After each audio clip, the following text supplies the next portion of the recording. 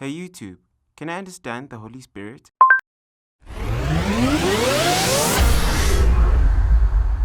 Yes, you can, and we're going to solve that today in 5 minutes or less.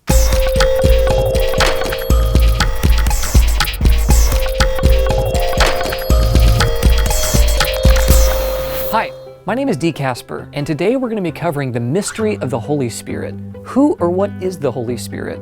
What purpose does He or it serve? And I want to share with you some things that really help me to better understand the role of the Holy Spirit.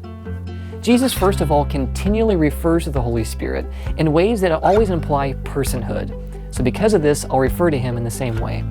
I want to cover 3 main components of the mission of the Holy Spirit in our time together.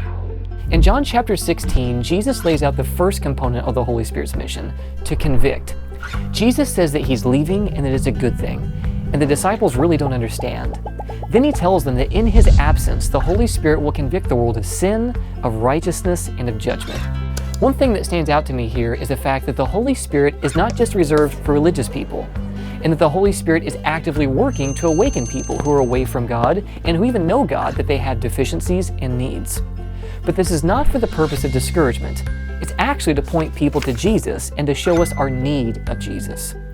So He convicts us that we've sinned in our unbelief, that we've not lived a righteous life and neither righteousness of another, and that judgment is coming, where the enemy of souls will be judged, and that those who don't walk in the way will find the same judgment.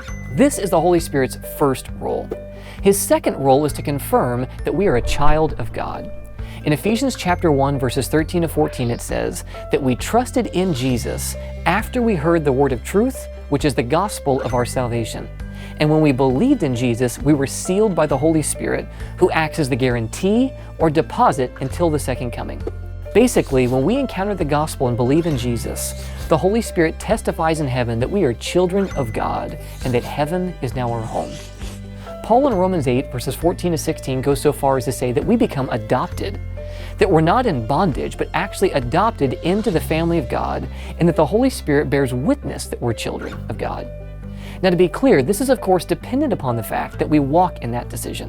If we walk away from God, this process will need to start all over again.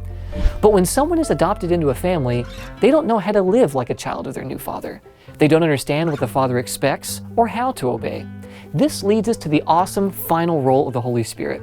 The third point is that He conforms us into the image of God and teaches us how to live like a child of God. In Romans chapter 8, verses 3 to 8, Paul shows how this process works.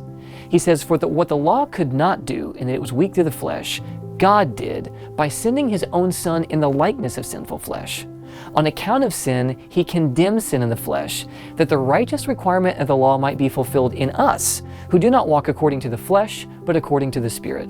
For those who live according to the flesh set their mind on the things of the flesh, but those who live according to the Spirit, the things of the Spirit. For to be carnally minded is death, but to be spiritually minded is life and peace. Because the carnal mind is enmity, is hatred against God. For it is not subject to the law of God, nor indeed can be. So then, those who are in the flesh cannot please God. God offers us provision for holiness, is basically the point that Paul's making. So the righteous life that Christ lived in human flesh becomes available to us through the indwelling of the Holy Spirit in our lives. A similar allusion to this is found in Ezekiel 36, 25 to 27. He says, "Then I will sprinkle clean water on you, and you shall be clean. I will cleanse you from all your filthiness and from all your idols, and I'll give you a new heart and put a new spirit within you. I'll take the heart of stone out of your flesh and give you a heart of flesh. And I'll put my spirit within you and cause you to walk in my statutes, and you will keep my judgments and do them." Through the powerful provision of the life of Christ, when we receive that from God, we can have a righteous, obedient life. This is what Jesus enables us to do through the ministry of the Holy Spirit. So these are the 3 amazing and necessary roles of the Holy Spirit in the life. He first convicts us of our sin of unbelief to point us to Jesus as our only hope. When we believe in Jesus after we hear the gospel, the Spirit seals us and says, "You are now a child of God and adopted into the heavenly family."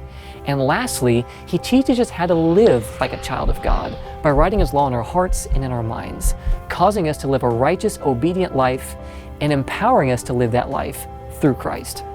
So the promise of the Holy Spirit is really a promise from God that He will supply what is needed in every area of deficiency in the Christian experience. Do you have deficiency in your Christian experience? The Holy Spirit has an answer. Paul even says in verses 26 and 27 of Romans 8 that we don't even know how to pray as we ought, but that the Holy Spirit groans on our behalf. So whatever inadequacies or deficiencies you have, Christ longs to provide, and it's found through the personhood of the Spirit working in your life.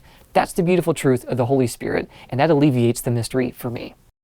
This little light of mine, I'm gonna let it shine, let it shine, let it shine, let it shine.